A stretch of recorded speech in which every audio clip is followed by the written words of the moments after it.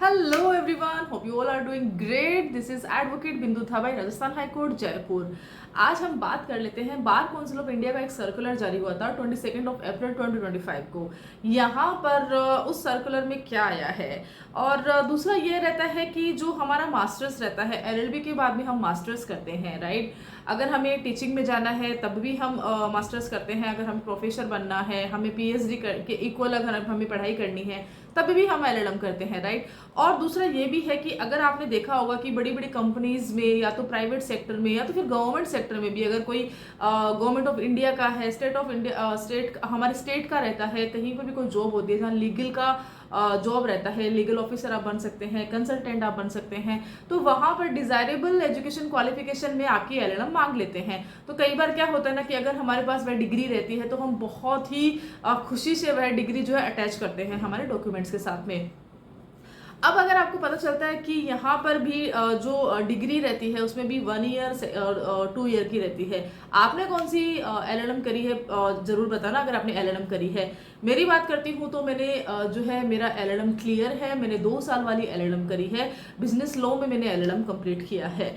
अब यहाँ पर बात कर लेते हैं एक केस था जिसके वह केस मैं आपको डिस्क्रिप्शन बॉक्स में डाल दूंगी। थोड़ा सा बताऊंगी कि उस केस में होता क्या है कि भाई एक केस रहता है जहाँ पर कि जॉब जो है एक इंटरव्यू तक हो जाता है। एक महिला रहती है, उनका इंटरव्यू तक हो जाता है। इंटरव्यू होने के बाद में क्या रहता है ना कि एक लिस्ट निकलती है, वहां पे उनका नाम नहीं रहता है, जबकि जो क्वालिफाई रहती है, राइट, वो क्वालिफाई है लेकिन उनका नाम जो है सिलेक्शन लिस्ट में रहता ही नहीं है। रीजन क्या रहता है कि भाई उन्होंने 1 ईयर वाली एलएलएम कर रखी है, जबकि सिलेक्शन लिस्ट में लास्ट जो नाम रहता है वह 2 ईयर वाली एलएलएम वाली किसी कैंडिडेट का रहता है। तो उनका ये कहना था कि भाई उनको ये प्राथमिकता क्यों नहीं मिली। उनके नंबर ज़्यादा है, उनके परसेंटेज ज़्यादा है, उनका अनुभव ज़्यादा है, लेकिन उनके पास 1 ईयर एलएलएम है। तो ये भी एक केस है।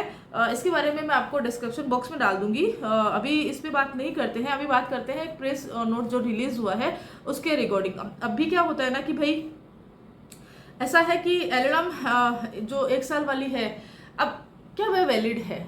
आपने देखा होगा कि बहुत सारे कैंडिडेट हैं जो अगर एलएलएम करते हैं तो वह 1 ईयर की एलएलएम भी करते हैं, क्योंकि नॉर्मल सी चीज़ है ना। इतना टाइम किसके पास है कि वह एलएलबी भी करेगा, 2 साल एलएलएम भी करेगा और उसके बाद में तैयारी भी करेगा। और अगर वकालत करता है तो वकालत खुद बोलती है कि भाई मुझे 3 से 4 साल तो कम से कम दो ताकि मैं आपको अर्निंग दे पाऊँ। तो कम से कम अगर आपने कमाना शुरू नहीं करना है, अभी तक नहीं किया है, और अगर आप तैयारी भी कर रहे हैं ना, तो अगर आपने लो करने वाले स्टूडेंट हो तो भाई आपके 8-9 साल कहीं नहीं गए हैं। आपके 8-9 साल आपकी ही जुडिशरी में कब जो बोलते हैं ना आपके सराउंडिंग घूमते ही रहते हैं, आपको पता भी नहीं चलता है। तो ये रहता है। और चलिए अब इस पे क्या हुआ था क्या नहीं हुआ था इसके बारे में बात कर लेते हैं। बार काउंसिल ऑफ इंडिया के पिछले आपने देखा होगा काफ़ी रूल्स रेगुलेशंस इतने ज़्यादा आ रहे हैं। भले ही तो वह एकेडमिक जो हमारी एजुकेशन होती है उसके ऊपर देख लीजिए, एलएलबी के ऊपर देख लीजिए, एलएलएम के ऊपर देख लीजिए, या तो फिर बात कर लेते हैं ऑल इंडिया बार एग्जामिनेशंस की। तो वहाँ पर भी जो है फ्रेशर्स जो रहते हैं ना कि उनको भी जो अपियरिंग स्टूडेंट्स रहते हैं उनको भी अलाउ किया है, लेकिन बहुत सारी शर्तें वहाँ पे लगा दी गई है। रिजल्ट्स आए तो रिजल्ट्स में भी काफ़ी कन्फ्यूजन वहाँ पे क्रिएट किया गया है। अब यहाँ पे क्या कहा है देखिए, इसमें क्या है कि बीसीआई रूल 23 के तहत एक नोटिफिकेशन जारी किया है। उसमें कहा गया कि 1 ईयर एलएलएम जो जिसने भी करी है ना भाई, जिसने भी 1 ईयर एलएलएम करी है सीधे यूनिवर्सिटी में या तो फिर जो लॉ कॉलेजेस रहती है ना उसमें नहीं पढ़ा सकते हैं। अगर पढ़ाना है तो एक जो रूल है वह एक जो शर्त है वह माननी होगी। वह कौन सी है? इसके लिए आपको 6 मंथ का टीचिंग ट्रेनिंग प्रोग्राम जरूरी है। भाई 1 ईयर एलएलएम कर ली, अभी आप एलएलएम हो गए हैं, अभी आपने मास्टर्स कर ली है, अभी आप क्वालिफाई कर सकते हैं, बाकी एग्जामिनेशंस कर सकते हैं, आप असिस्टेंट प्रोफेसर की एग्जामिनेशन दे सकते हैं, आपकी जॉब लग सकती है, ठीक है। अब लेकिन फिर भी आप यहाँ पे पढ़ा नहीं सकते हैं। इसका रीजन क्योंकि आपकी 1 साल वाली एलएलएम है। अगर आपकी 1 साल वाली एलएलएम है तो यहाँ पर आपको 6 मंथ का टीचिंग जो प्रोग्राम होता है ना, ट्रेनिंग प्रोग्राम, वह जरूरी है अकॉर्डिंग टू बीसीआई। ये जो बीसीआई का नया रूल है उसके अकॉर्डिंग ये है। और यह सब के बाद ही आप एलिजिबल रहोगे, ये यहाँ पर एक चीज बताई गई है। अब यहाँ पर यह है कि भाई अगर आपको दो कंडीशन यहाँ पे रखी है, वह क्या है देखिए मैं आपको बता देती हूँ कि एसोसिएट प्रोफेसर या तो फिर प्रोफेसर बनना है, राइट। तो आपको यहाँ पे वहाँ पे दोबारा 6 मंथ टीचिंग ट्रेनिंग भी आपको करना पड़ सकता है। अगर आपको एसोसिएट प्रोफेसर या तो फिर प्रोफेसर बनना है ना, तो दोबारा भी 6 मंथ का ट्रेनिंग, एक बार में काम नहीं चलेगा। अगर पोस्ट चाहते हो, बोनस चाहते हो, बड़ी पोस्ट पे आना चाहते हो, तो दोबारा भी आपको करना है। ऐसा जो है ना BCA का यहाँ पे सर्कुलर में लिखा हुआ है, ठीक है।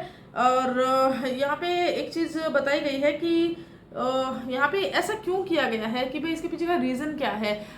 क्या 2 साल वाली जो LLM है उसके लिए भी कुछ रूल्स रेगुलेशंस है, या तो फिर एक साल वाली के लिए है। अब यहाँ पे ये दोनों चीजें जो है बिल्कुल एक विरोध में आ चुकी है कि भाई आखिर क्यों ऐसा है। तो यहाँ पर हमारे कोर्ट्स का क्या कहना है उस पर थोड़ा सा बात कर लेते हैं। अब यहाँ पर ये सर्कुलर आ गया, ये सारी चीज़ें हमारे सामने होगी, हमें पता चलेगा कि भाई 1 साल और 2 साल वाला एक जो BCI का है कि भाई कौन सा वैलिड है कौन सा वैलिड नहीं। उन्होंने बोल दिया कि भाई वैलिड दोनों है, लेकिन यहाँ पे अगर 1 साल वाले हो तो आपको ये कंडीशन आपको यहाँ पे जो है ना आपकी दी जाएगी। और अगर आपको इसी कंडीशन में अगर पोस्ट पे जाना है तो ये कंडीशन और आपको अप्लाई करनी पड़ेगी। अब यहाँ पर सवाल यही उठता है कि भाई समानता कहाँ पर है। यहाँ पे समानता तो नहीं होती है ना, तो समानता कहाँ है, किस तरह से हम इसको एवेल्यूएट करें, किस तरह से हमें लगे कि भाई 1 ईयर और जो 2 ईयर है वह बिल्कुल सेम है, किस तरह से होगा। तो यहाँ पर उसके रिगार्डिंग जो है ना एक मीटिंग हुई है, अहम मीटिंग जिसको बोला गया है। अहम मीटिंग क्यों है, क्योंकि कानूनी शिक्षा व्यवस्था के लिए यहाँ पर यह मीटिंग हुई है। और यहाँ पर जो इस मीटिंग का जो मेन मुद्दा था फिलहाल यही था कि भाई LLM की जो शिक्षा है, LLM की जो पढ़ाई है, LLM का जो एक इक्वलेंट जिसको हम बोलते हैं कि भाई ये इक्वलेंट किसी भी बाहरी जो है ना डिग्री के इक्वलेंट हो सकते हैं, लेकिन यहाँ पे LLM खुद ही 1 ईयर और 2 ईयर में फंसी है। तो यहाँ पर इस चीज़ के बारे में मीटिंग हुई है। अब यहाँ पर ये जो सर्कुलर है यहीं तक था, ये सारी चीज़ें यहीं तक थी, ये सब चीज़ें बताई गई थी। अब इसके ऊपर मीटिंग के बाद में भी यहाँ पे BCI का इसके रिगार्डिंग कोई भी नोटिफिकेशन आता है, अपडेट आता है, या तो कोई भी सर्कुलर जारी होता है, तो वह मैं आप सभी के साथ में शेयर करूंगी। आपको करना क्या है, आपको सिर्फ और सिर्फ यहाँ पे इस चैनल को सब्सक्राइब करके रखना है ताकि आपको नोटिफिकेशन टाइमली मिल जाए। तो ये था एक छोटा सा इन्फॉर्मेटिव वीडियो, होपफुली आप सभी को अच्छा लगा होगा। और अगर अच्छा लगता है ना तो शेयर कर सकते हो, और हाँ लाइक भी कर सकते हो, कमेंट कर सकते हो कि भाई आपकी क्या राय है। देखिए अगर आप कमेंट करते हो, आपकी राय बताते हो, तो कहीं ना कहीं उसका बहुत फर्क पड़ता है। हमें भी लगता है ना कि भाई BCI जो सर्कुलर निकाल रही है उसमें हम जुडिशरी एस्पिरेंट्स कैंडिडेट्स उनकी क्या राय है, ये बहुत ज़रूरी हो जाता है। तो आपकी राय बिल्कुल बहुत मायने रखेगी। होपफुली आपको वीडियो अच्छा लगेगा। और कौन से टॉपिक पे आप वीडियो चाहते हैं वह भी आप मुझे कमेंट करके लिख सकते हैं, या तो फिर मेरी इंस्टाग्राम ID है एडवोकेट बिंदु थाबाई, वहाँ जाकर भी आप मुझे मैसेजेस कर सकते हैं, वहाँ पर भी आपको रिप्लाई कर दूंगी। Till then thank you so much.